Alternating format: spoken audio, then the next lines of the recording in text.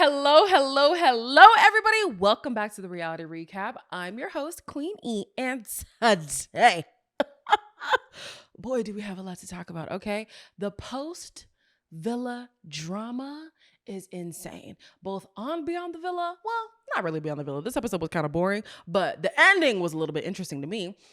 And what's been happening after the reunion from Love Island season 7. Now, I was going to go through like a play-by-play of what happened on the reunion, but honestly, I think it would be best to talk about Ace's interview, the one that shook at least my side of the internet, because that ties into a lot of stuff we saw on the reunion. So before I get into all of that, please make sure to like, comment, share, subscribe.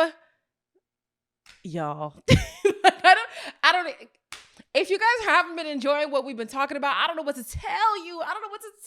The streets are hot, sweetie. So you better be subscribed so you don't miss an episode every Tuesday here with me. Let's get into it. Okay, so we're actually going to start with some breakup rumors that have been confirmed. I don't know if I spoke to you guys about this because this was coming out on the day of the reunion airing, which was on a Monday of last week when you guys are seeing this, right?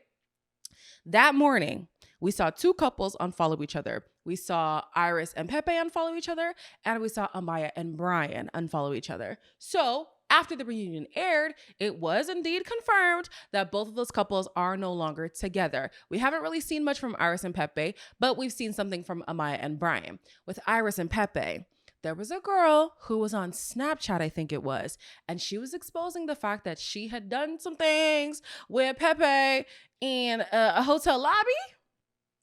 Me don't know nothing about that, child. I don't know. I don't have the receipts. I couldn't tell you anything. But with Amaya and Brian, she has spoken out. So she wrote two separate stories. One, well, I guess it's the same story, but she just made some edits. Okay, so I'll read to you what she wrote initially and then what she edited it to. She says, "My papayas, Brian and I are no longer together after leaving the villa. It became very clear that we were on two different journeys." Now, that's interesting because on the reunion, Brian was called out by Zach for basically saying that he was only in it for the money. Now, Zach said that on live, but on the reunion, it seemed like he was denying it. I don't know what is true. I wasn't keeping up with the story. I'm not sure. But a lot of people had been saying that Brian was disingenuous. Personally, I was willing to go with it because I liked the fact that Amaya finally had somebody who was in her corner and somebody who was pursuing her romantically. But I can definitely see why people were not believing in Amaya and Brian. I also remember saying there was something, I might have said it on the reality recap. I might have said it somewhere else. I'm not quite sure. But there was something that Brian said on the last day regarding Chris and Huda that made me think, is he only in it for the money? He basically was like, you just got to push through. It really doesn't matter what gets thrown at you. You just got to push through it. And I'm thinking that's not the best advice. Like if something is toxic, sort that out, you know? But it sounded to me like, hey, you got to do what you got to do to get to the bag. So seeing what's been transpiring post the villa, it might give that. I don't know. She then goes on to say, our visions didn't align and relationships are supposed to be a team sport. You don't have to drink the whole sea to know it's salty. Yes, Amaya, with your isms, okay? All love here. I don't condone any hate or a spread of negativity or bullying. I truly wish him the best, Amaya Papaya. She edited that minutes later, and it ended up saying, all love here, and I truly wish him the best, Amaya Papaya. So I'm not sure why she removed the whole bullying part. That was interesting to me. I don't get the rationale, but she did. So people are speculating like what happened. Somebody posted on TikTok that Brian was seen out at a club again with some girls. And I say again because on the reunion, they touched on the fact that the reason why there were rumors about Amaya and Brian no longer being together were because he was pouring shots in women's mouths and he was just being very friendly whenever he was out. On the reunion, he said that it was a momentary lapse of judgment. Him doing that was a lapse of judgment. You know, that was a choice grabbing a bottle and pouring it into women's mouths. Not to say that that is cheating. Well, it depends on your relationship. If that goes against your agreement, then I would consider that cheating. But it doesn't look good at all, especially if you're trying to make it seem like you're in a relationship. But that's exactly it. All of these couples weren't in relationships. Iris and Pepe were still dating and figuring it out. Same with Amaya and Brian. Same with, are Taylor and Clark officially boyfriend and girlfriend? I think they might be. But same with Nick and Alandra, and same with Shelly and Ace. I have yet to see somebody actually say, this is my boyfriend, this is my girlfriend. We are in a fully committed relationship. So therefore, all of these antics, yeah, it doesn't look good, but can I be too mad at them? Not necessarily. So anyway, she was in the comment section of that video that I just said, and she said, imagine being broken up with just to come on TikTok a couple hours later, already distraught, to see that he's in Miami 2 hours later doing the exact thing you told him hurts your feelings.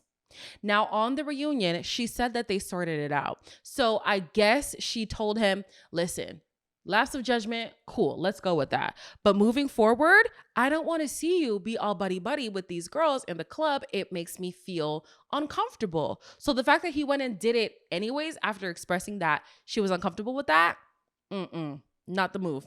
She says, after meeting his mom, this has since been deleted, this second comment. After meeting his mom, after telling him I was in love with him, after being intimate, I wish him the best, truly. And the only reason why I'm speaking out is because I'm tired of holding my tongue. I'm hurt. I don't want any hate towards him. However, because mental health is real, I don't condone any hate and do wish him the best.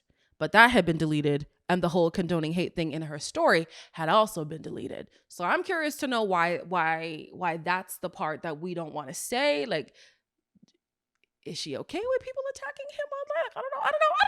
I'm not saying that. That's just, I don't know. So yeah, Amaya and Brian are done. So are Iris and Pepe. I did see a video from TJ doing that, that trend where you're pretending like you're crying and then you go, and then you pretend to cry again. So it does kind of seem like he was throwing shade at the whole Iris and Pepe situation, but let's move on to more pressing matters. Ace did an interview with Speedy Morman. Love Speedy down. A lot of people don't agree with how he handles some of his interviews, and that's okay. We're all entitled to our opinions. You know what I'm saying?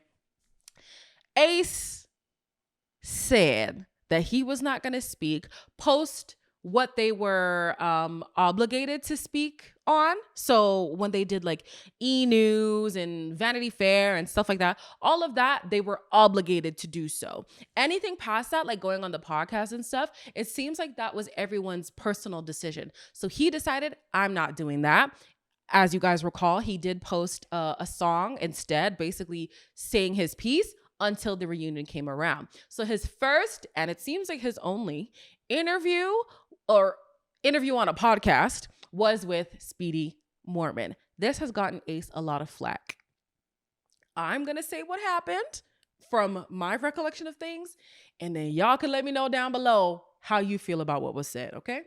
So he says he believes that he was there for genuine reasons, especially because the clout that you gain from being on the show, he already had. He's already been on GMA. He's already been on the Jennifer Hudson show. And so he doesn't need to go on the show to further his, career. You know what I'm saying? He's already doing well by himself. My personal objection to that would be, what person have you seen gain notoriety and be like, oh, I'm good here. I'm good at plateauing at this point. I don't need to go any further. If you get the opportunity to elevate your platform, being in the influencer space, this being your primary source of income, why wouldn't you want to expand your platform? So I don't like the fact that he's insinuating that, oh, I already have clout, I don't need the show for it. Okay. He later says that he does struggle with anxiety, which is why his voice was a little bit shaky on the reunion. A lot of people felt like he wasn't really standing on business because he was quivering a little bit in his voice. And he says that this comes with being anxious a lot.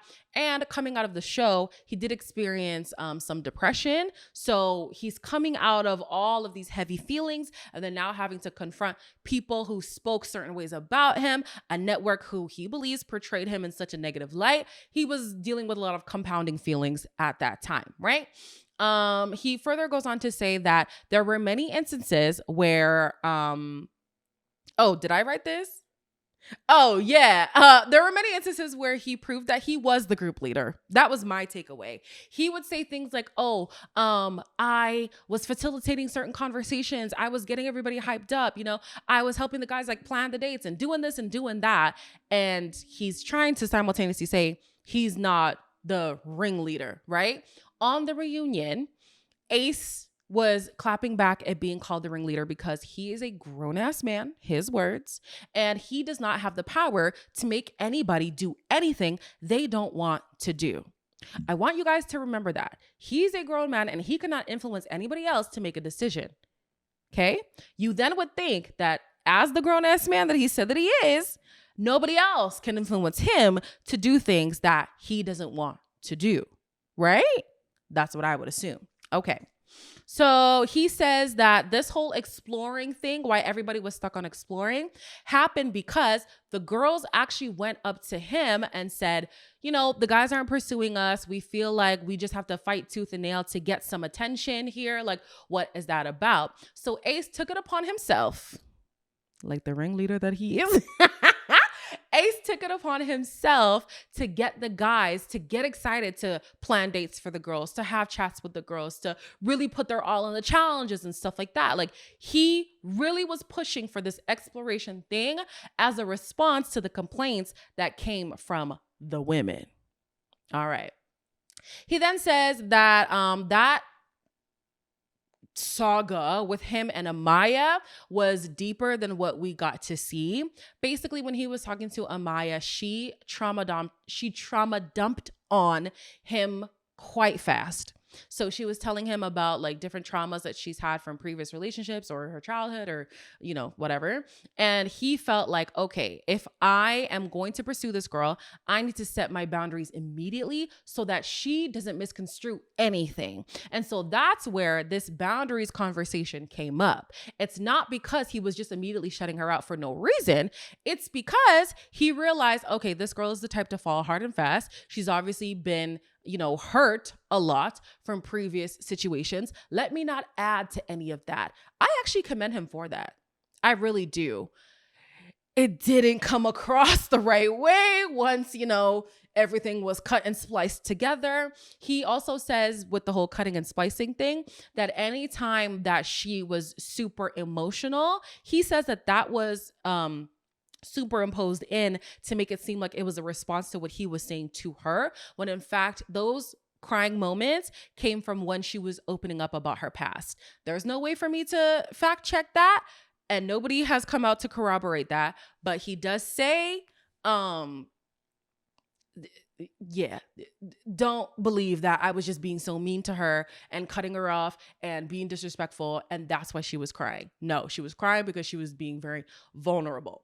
Excuse me. So, okay, moving on.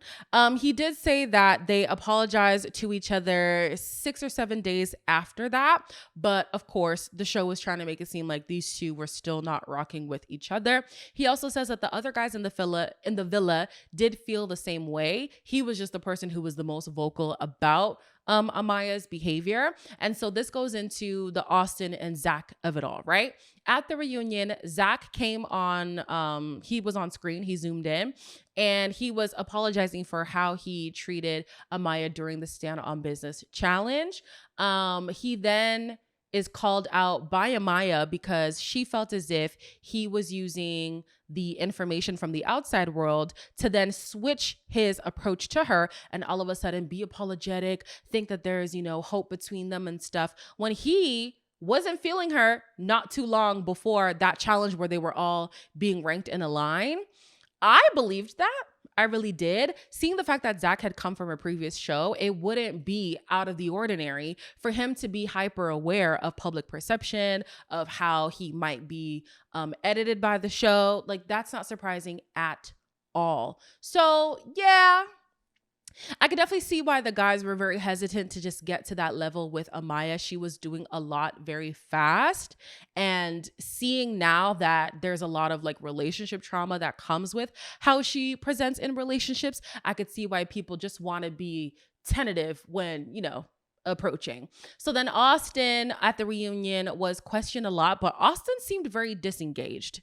So he later on went on a podcast, and it sounds to me, I could have misinterpreted it, but it sounds to me that he actually had a heated back and forth with Amaya. He says that both in the villa and at the reunion, Amaya was hurling a lot of insults, being very disparaging, and he had gotten to his wit's end. So whenever we're now seeing him on screen, it looks like he's an asshole because he was just so tired. He was exhausted after what had transpired between him and Amaya. Then going back to Ace, there were times where Ace wanted to call out Austin. I'm like, well, didn't I say this on the show? What do you mean about when I didn't stand on business? He was just really trying to hold him accountable. Austin wasn't giving him much energy back. So yeah, it kind of makes sense now why Ace is so upset at people moving different, because people were acting one way in the villa, but they're acting different on the outside. They're acting different on the reunion. And yeah, so that's the backstory behind Amaya and why things transpired the way that it did. He said he is aware that people say babe casually in conversation, but the way in which Amaya was saying it was as if she was staking a claim on him. Next, he says that he feels that Austin was sneak dissing like a bitch. That is a direct quote. That is not me. He felt that Austin was sneak dissing like a bitch, which is why he had all the energy for him in and out of the villa. He didn't appreciate the way that Austin was very sneaky in his movements. And so he decided that he was going to be the one to call Austin out at every opportunity, whether they're being filmed on camera or whether they're coming on live stream outside the villa. Then he says he thinks that Huda was doing a lot of sneak dissing as well, but he wasn't surprised because that's just how she was. She was very duplicitous on the show, outside the show. So that's just kind of true to her character as he perceives her to be. He then says that, he's asked if Taylor was leading Olandria on, and he struggles to answer. But then he says that there were influences that forced Taylor to pursue Olandria. He's gonna allude to production a lot by saying influences or my conscience told me, but we know that he's trying to say production without saying production. He also says that some of the decisions like standing behind Huda and voting out Jeremiah were influenced. So I understand, production feeling as if certain people are supposed to be with this person. That's the whole point of casting. Casting is to configure certain arrangements for who is supposed to be with who so we can tell the story that we're trying to tell. So if Olandria has eyes for maybe Ace or Nick, and Taylor has eyes for Sierra, or Sierra was a bombshell, so who was he checking for on day one? Bella. We do know that he did like Bella. That doesn't go along with what production was expecting. You know what I'm saying? So I can believe that production was stepping in to say, let's nudge you in this direction because that's where you're supposed to be. We see it again when they bring in a bombshell specifically for Olandria. It is who? A knockoff Taylor. Well, it depends who you consider to be the knockoff child. It's the same archetype. Let me not be disrespectful. It's the same archetype as Taylor in the sense that they're from the South. They're cowboys. That, you know what I'm saying? They're black. Same archetype. So yeah, I can believe that when Ace is saying that, but then it makes me think like, okay, throughout this episode, he's gonna say that Taylor is his boy. Olandria is my girl. Well, Olandria is my dog. And can I say that I'm a little bit tired of that? On the reunion, Taylor had denied again that he was stringing Olandria along. And he's like, at the end of the day, like, I really got close with you. Like, you really my dog and you're still my dog. And then she's like, okay. I feel like, again, with Ace being like, yo, she's my dog. Don't get me wrong. I do understand AAVE. It's just a way of speaking. But it kind of like, it feeds into this narrative that Olandra isn't desirable past being the homie, past being the homegirl. So then Ace goes on to say that Nick told him there was nothing between him and Olandra outside of friendship, and that he was physically attracted to her, and that's about it, right? He says that he never saw it for them both in the villa and outside of the villa. I said that is funny because of the edits, right? There have been some edits that people have put out where they're like, oh, Ace knew that Nick and Olandra was destined to be together. You could see it in this moment, see it in this moment. He's basically saying from inside the villa to outside the villa, I don't see it for them. I surely don't. So it's interesting now that this is the stance that he's taking. I remember them all going to Disneyland together. He looked very happy. I remember countless conversations where, you know, Nick was talking to Ace about wanting to pursue Olandra romantically. Yes, he probably did say he doesn't see it for her romantically after she had shut that down, but they have both come out and said, you know what, in retrospect, it could have been, they could be lying to us, but it could have been the fact that the factors around the situation made it hard for them to genuinely pursue their relationship. So it was easier to just say, there's nothing there. Let's not even try to explore it, right? So he says that he's happy that Olandra is winning, but he cannot say that he's happy for them as a unit. It kind of hurt me to see Ace take this stance because we know what the internet has been saying about Olandra, and that is not to say that people have not been saying things about other people, right? It's not to say that. I feel as if the hate that Olandra has been getting has been just so, it just nasty. I mean, it's hate. How can hate be nice, you know?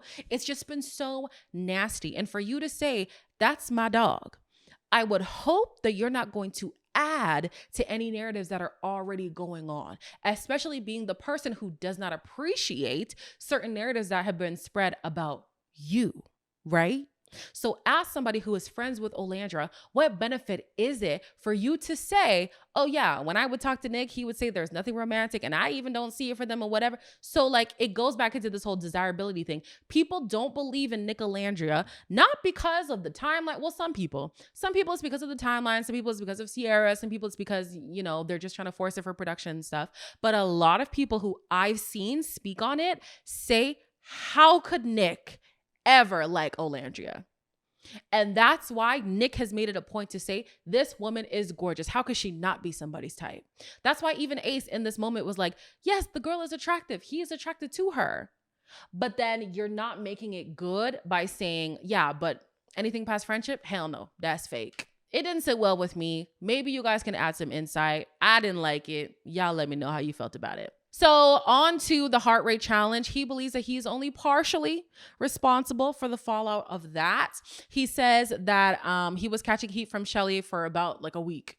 And we know that to be true because every time we saw him after the heart rate challenge, he's a little bit angry. He's a little bit frustrated.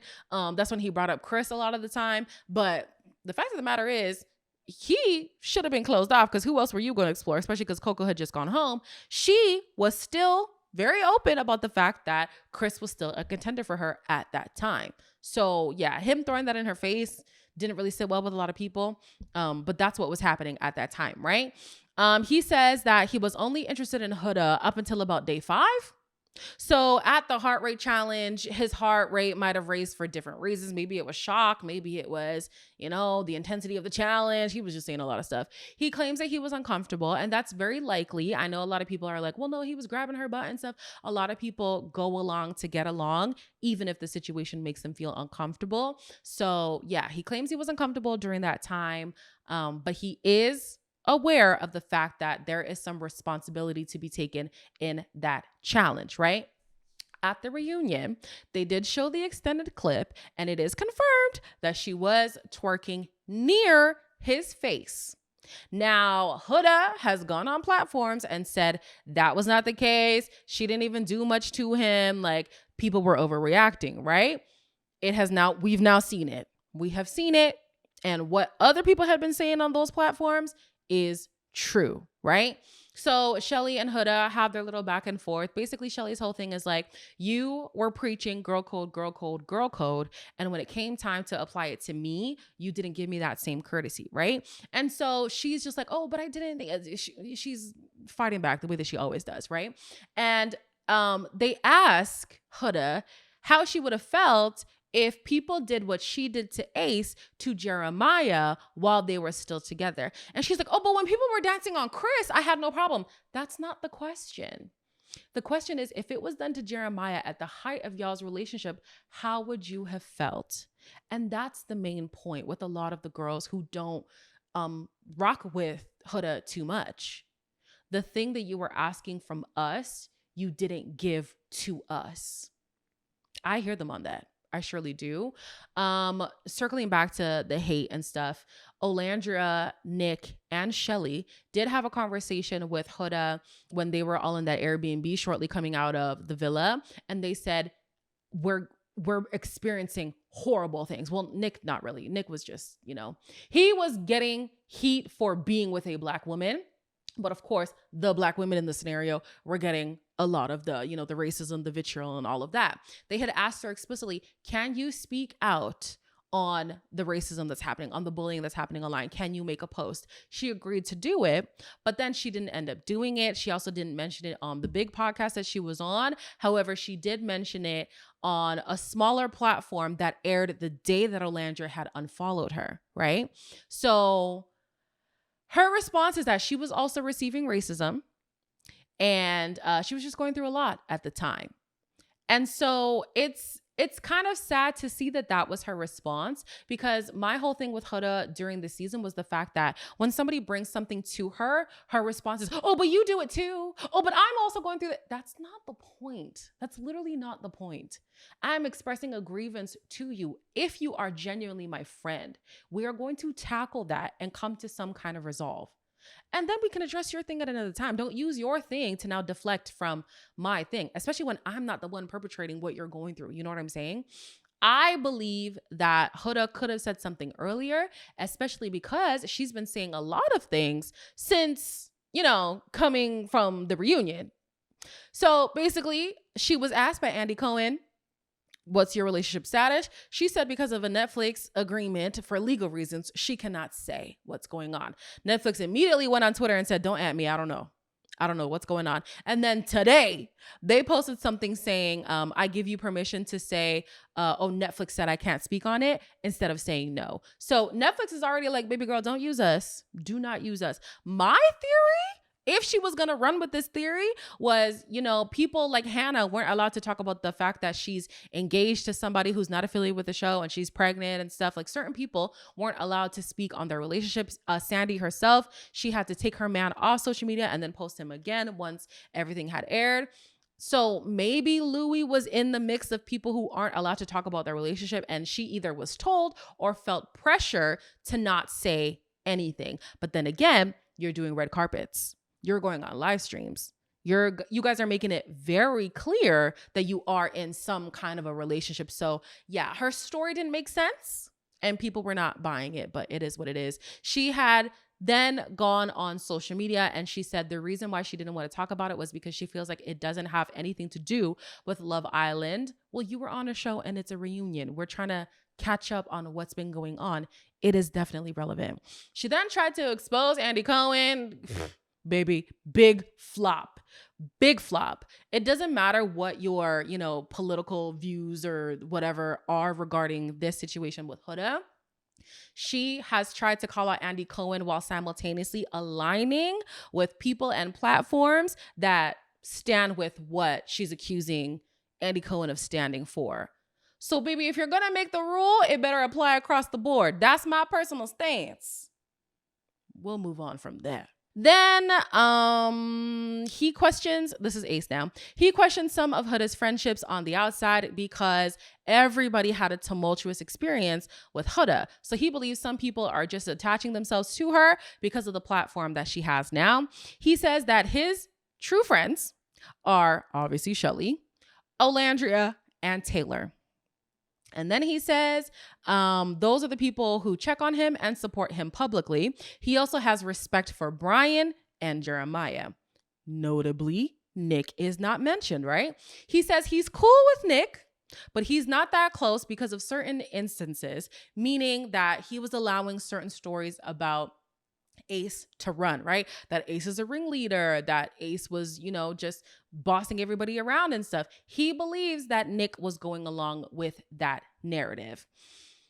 That one is an interesting one for me because Nick has been publicly supporting him. And I think that Nick's humor maybe just doesn't align with, humor in general clearly does not align with Ace, because back to the reunion, Ace had a problem with Jeremiah's comments here and there, but Jeremiah was like, honestly, I was saying those things as a joke. And he's like, well, you can't joke. Jokes have sent people home. Basically, he was making jokes about like, oh, well, if we win, what's going to happen? Or when Austin picked him as the person who's like here for clout or something, or who should be dumped, I think it was, who should be dumped. He was like, these are all jokes. Like, it's not serious. But Ace apparently was taking this as something serious. So he believed that Jeremiah was a scammer. He was just there for, followers and stuff. He wasn't there for genuine reasons. The guys that do speak up, Taylor says that he believes that Jeremiah was there for genuine reasons, but he still wanted Jeremiah to go. They played a full clip of that deliberation. And then we also see that Nick actually was against Jeremiah going home. He wanted people to stay in the villa who had strong connections. That's interesting because the tone of this whole season has been explore. And then it's funny because at the reunion, you have certain people who say, we, the audience, completely, lost the plot about what Love Island is supposed to be about, because when couples would be exclusive, they would be broken up or they would be dumped. That was a culture that y'all set in this villa. That's typically not how Love Island goes for the most part. But because that was what this season became, the audience just followed suit. They said, no.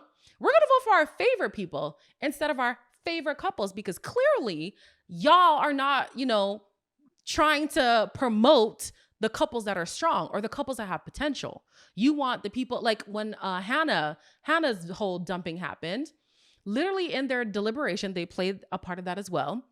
They acknowledged that she had something strong with Pepe at the time, but Amaya was still exploring, and so was Iris. So they wanted to prioritize those ladies' connections, right? And they did the same with Jeremiah. Jeremiah was on his way to having something with Andreina, but as we know, Taylor did want to pursue her. Some of the guys also did as well. And so Ace in this interview was like, well, I think there was some incentive to get Jeremiah out of there to make room for Taylor. But also earlier, he did say that he was influenced to vote a certain way. So was he influenced by Taylor? Was he influenced by production to vote Jeremiah? Child, we don't know. Either way, I think I've mentioned it before. The show did put out a post saying that the lowest votes were for Jeremiah and Hannah that day anyways. So if it was up to the public, it seems like they would have been gone regardless. So he says he can't answer. No, he says he can't answer. He cannot answer if he believes that Nicolandra is real, right? And obviously his silence is an answer. He does, however, say that Taylor and Clark are definitely real, and he doesn't speak on anyone else, which makes me feel like that's the only couple he truly believes in. And he says that these people are incentivized to stay together. This is so interesting to me because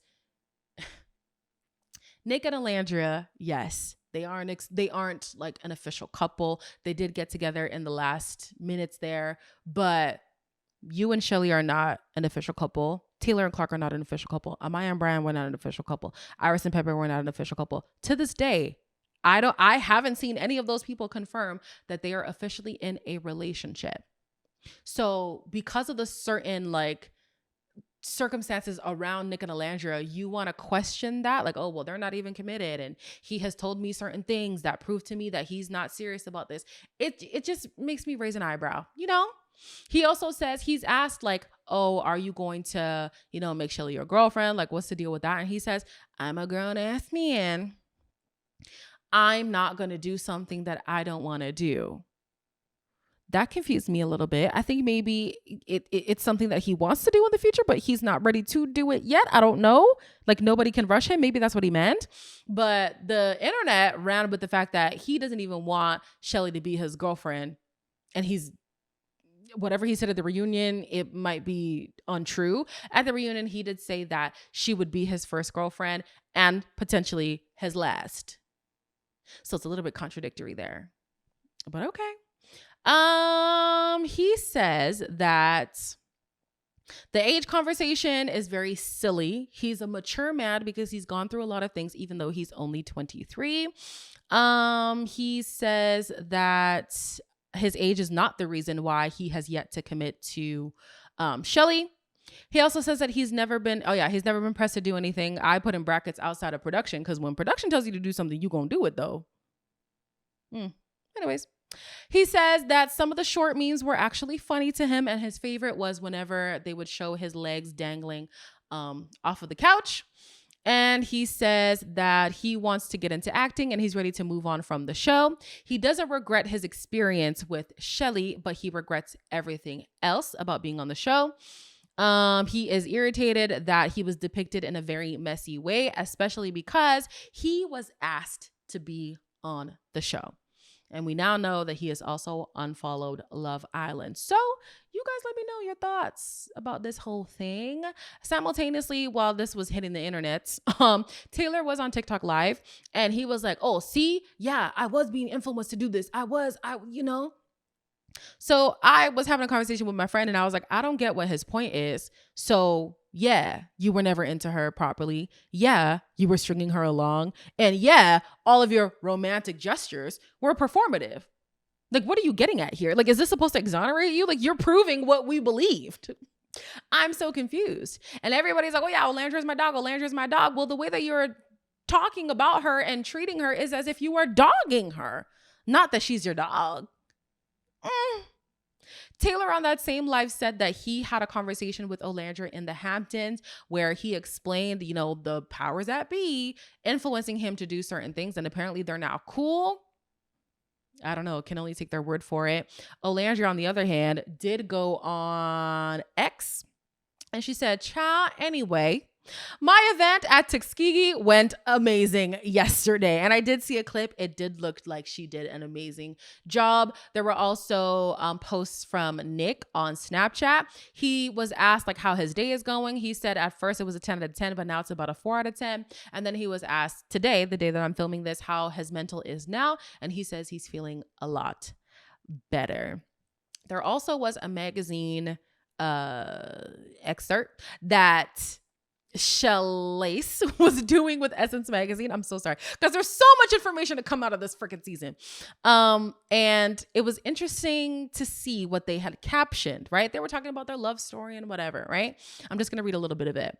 The love for each other and for the supporters who have stood by them rises above the noise.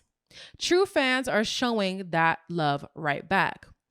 Captured before recent developments, which sounds to me that Essence is really not trying to be associated right now because it's looking real bad for Ace at the moment. Captured before recent developments, the Love Island USA couple offers a candid glimpse into their life post-show, from navigating public scrutiny to building a relationship beyond the villa while balancing personal ambitions with a shared vision for the future. So yeah, a lot of people have not been feeling Ace's interview at all. A lot of people feel like this exonerates him.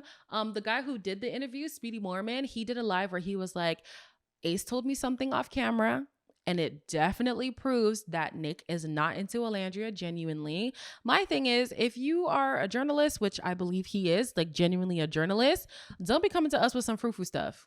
If you want to drop the tea, drop the tea. Don't allude to nothing. Okay? I want to see it for myself. Let me talk about some other stuff that happened on the reunion before I get to Beyond the Villa.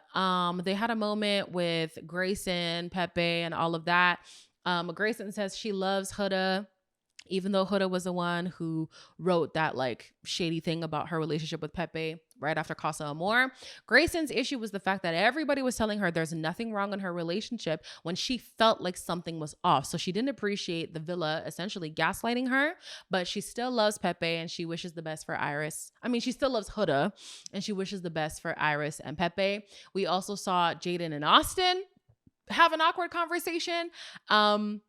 Coming out of the villa, she was still keen to be in a relationship with him, or to explore a relationship, to explore their connection, to see if they can be in a relationship. Lord, I'm losing my marbles right now. And she says the reason why things broke off was because he wasn't transparent, and it was disrespect and lack of transparency. So basically he had gone on dates with girls and he didn't let her know, and she found out from other women coming up to her and she didn't appreciate that. She also said that like, I told him, if you're going to sleep with other people, please let me know. And it seems like he didn't let her know. It also wasn't confirmed that he actually slept with other people, but we know for a fact he was going on dates. Andreina chimes in and she's like, yeah, I definitely saw a text that you said that you were going to be respectful. And obviously you weren't respectful. So I can see where she stands. Andreina herself says that she agrees with Brian that their conversations were quite boring, but she was blindsided at the fact that he was now all of a sudden interested in Jaden.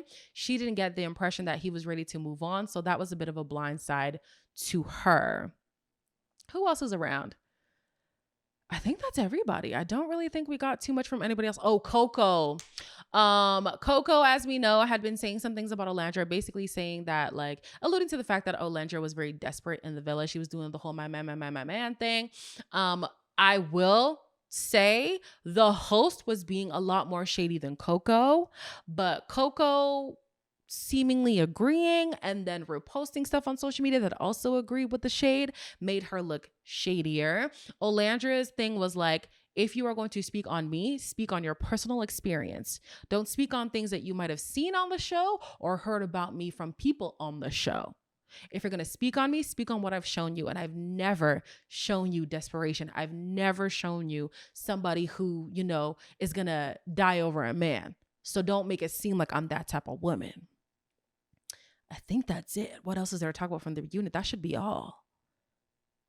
I'm waiting to see when Ace does his big one asking Shelly to be his girlfriend, because he said you're going to be the first and the last. Okay. Y'all were around when Luca did his girlfriend proposal for Grace. When who else did a girlfriend proposal? Oh my gosh, guys, have you seen well, not have you seen the show, like The Only Way is Essex, but have you seen the clips floating around about Sammy and Elma? It seems like Elma was the bigger problem than Sammy. I always thought it was Sammy because of how he was on his season, but yeah, they've broken up too. Love Island, I mean, it's not that I'm looking for people to get married or anything. By the way, Kai and Sanam, they actually did get married. Their wedding was absolutely beautiful. It's not that I'm expecting that from people, but it'd be nice to actually have couples to believe in. And it's hard to do so when weeks post the shows, all these people are breaking up, or all these people are saying, oh yeah, this person was only doing it for clout, or this person, you know, was faking the funk just because production told them to. It is so disheartening. So disheartening. And there's somebody on the receiving end of your antics. Unless both people are deciding we're going to stick together for the sake of brand deals and stuff like that, there's oftentimes one person who's getting played in your pursuit of clout, in your pursuit of notoriety. And that ain't right, child. That ain't right. Let's go on to Beyond the Villa. This is episode 8. It's the final episode. It doesn't seem like we're going to get a reunion, which sucks for me, but let's get into what they talked about in this episode. It starts with everybody who is at Serena's villa that she's staying in while they're in Miami. And Kenny gets a call from, I think it was his dad, that his stepbrother is in the hospital. So his stepbrother's epileptic and he had several seizures that led him into the ICU. Typically, he bounces back from his seizures, but this time around it was so bad that he had to be rushed to the hospital. So we do see Kenny get very emotional, right? Janae is looking around for him. She ends up going to find him and they pray together. I think Kaylor came as well. Yeah, Kaylor came as well, and they all prayed together for the brother to get better. Then we have Kaylor, who apologizes to Aaron for bringing him up unnecessarily at Cordell's dinner when that argument was just between her and Liv. And then also for the argument that they had outside of Saddle Ranch. She does agree that, she might have been doing too much with Torrin and there was no need for things to, blow up in the way that they did, right? Aaron says, you made yourself look stupid. You're supposed to be with this man. You're supposed to be in a happy, committed relationship, but here you are trying to rub it in my face and also trying to flirt with me on the low. You're making yourself look stupid. Now, they disagree on whether or not there were mixed signals going on. I believe they were both giving mixed signals. I don't think that is a Kaylor exclusive thing, right? Kaylor says that after they had that paddleball day, was it pickleball, paddleball, whatever. After that day, they had a very vulnerable conversation that Aaron might have misinterpreted as, her flirting with him or whatever. Aaron's account of things is he was completely cool with them just being friends, and even him inviting her over was for them to just be friends. She denied that invitation because, according to him, she said that she was going to catch feelings. And he was like, well, no, we agreed to just be friends. And she's like, yeah, but I've already caught the feelings. So that's quite interesting. Yeah, they have a back and forth basically. And, he's getting really agitated. He's spinning the bat. And she says, oh, you're throwing bats? Like, she was trying to make it seem like he was getting so agitated that he might hit her with the bat. And do you guys remember last season? I forget who was talking, but it was either Serena or Janae. I feel like it might have been Serena. And then you had Liv and Kaylor when they were still, in their little girl group. And then the other girls, Leah, Serena, and Janae in their little girl group, right? And I'm going to say it's Serena for now because I don't remember. When Serena was talking very emphatically, I remember Kaylor being like, whoa, almost making it seem like she believed that she was going to get hit by Serena. Kaylor, are you cool? Kaylor, are you cool? I don't know. I could be in the minority here, and I'm okay with that. But the victimization that Kaylor perpetuates regarding herself is just crazy. It did not look to me at all as if Aaron was going to swing the bat at her at all. So why even make it seem that way? You know what I'm saying? It did not seem to me at all on the show that one of those girls were going to hit her. Now, this is not to say that that couldn't have happened. I'm not trying to say that at all. Stranger things have happened. Not shoot. In this day and age, it's not strange. People be hitting people. The world is just going to crap, guys. I'm not saying it's out of the realm of possibility for her to have been hit. But based on what we saw, it didn't feel like it was getting to that point in both instances that I just relayed. So it feels as if Kaylor likes to put herself in that position where it's like, oh my gosh, like people are always coming for me. Like, oh my gosh, I was almost hit. Kaylor, I don't know. It's giving bad vibes if you ask me. So Liv gets this gig with a magazine. Apparently, she really wants to dive into this modeling, fashion, hosting thing. I'll be so honest with you. I was watching this episode with my friend who has not seen a single episode of this show. And we were both like, yes, queen, give us nothing. Give us nothing. Liv might be better in Australia. Maybe she's more comfortable. Maybe they understand her banter and her personality. But I'm just like, if you are trying to infiltrate this space, you're going to need to give us more charisma, baby. You need to give us more. Posing and modeling, that is an art. So I do understand like there needs to be a little bit more training with that. But for hosting, it doesn't matter how good you can read a teleprompter. If you don't have a captivating personality, you might not get too far. You know what I'm saying? So I was like, Liv, baby, let's go back to the drawing board, okay? We see Janae, PPG and the man of PPG all meet up to kind of talk about their future plans, right? Janae and Kenny are unsure what's going to happen after this month of traveling that they're going to do. They are traveling for work, so they are going to be separate for about like 5 days and then come back together and they'll be working for the next month or so. Janae is unsure if they're going to be living together after the month apart or after the month of working together. It seems as if it's something that Kenny is thinking about, but as we know, that did not come to pass. We'll get there. Okay. Leah realizes that life is short after all of her health scares on the show. And so she wants to just rethink some of the things that she wants to do. It sounds to me like she wants to really lean into being a philanthropist and, give back to organizations, communities, stuff like that. So I love that for her. Cordell has a project coming out with Morris Chestnut. That is so dope. So dope. Love that for him.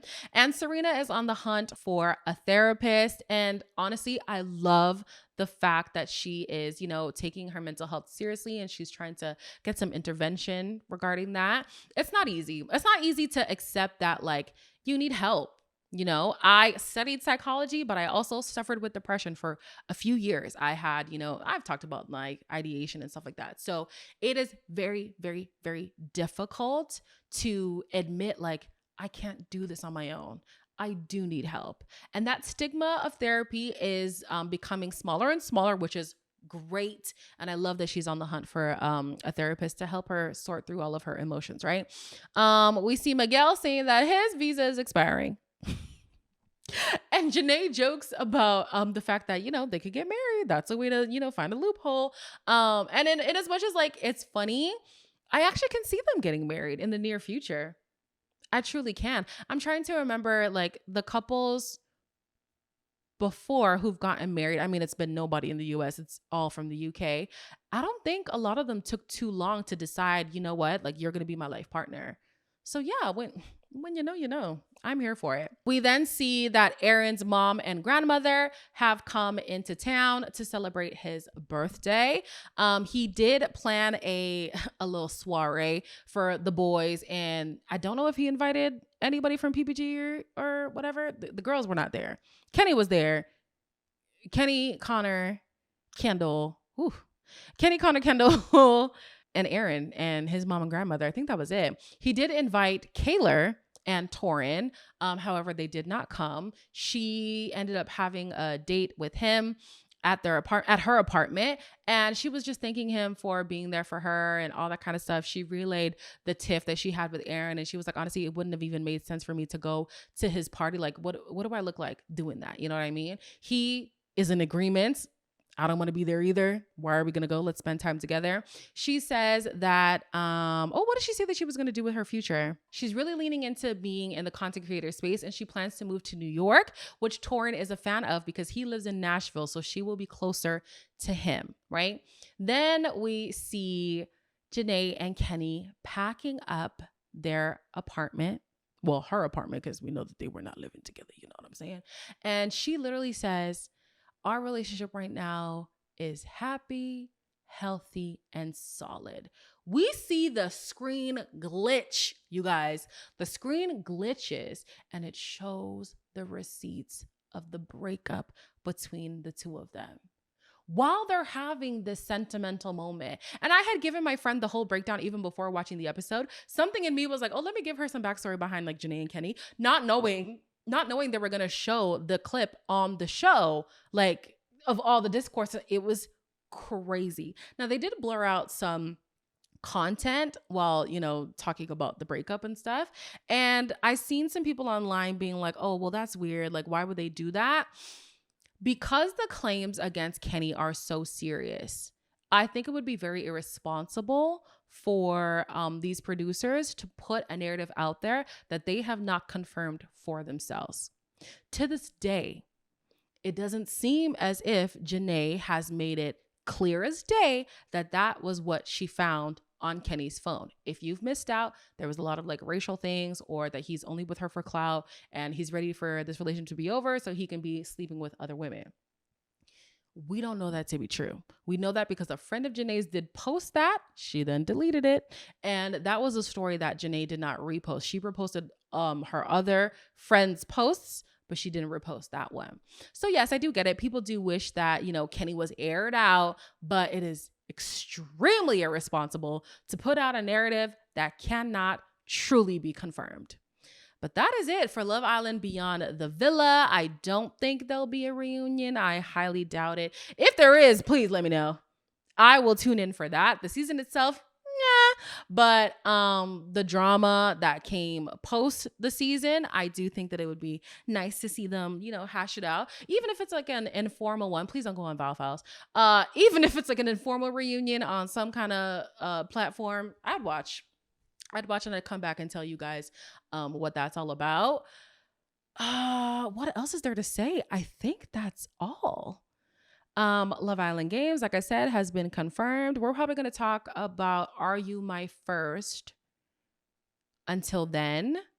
I heard that it's good. I heard a lot of people are intrigued by it. It is an interesting concept because, if people want to keep their chastity, that's up to them. But it seems like these people are willing to, finally explore that side of them. And hey, your body, your choice, baby. You do what you want to do with your body. Who am I to tell you what to do?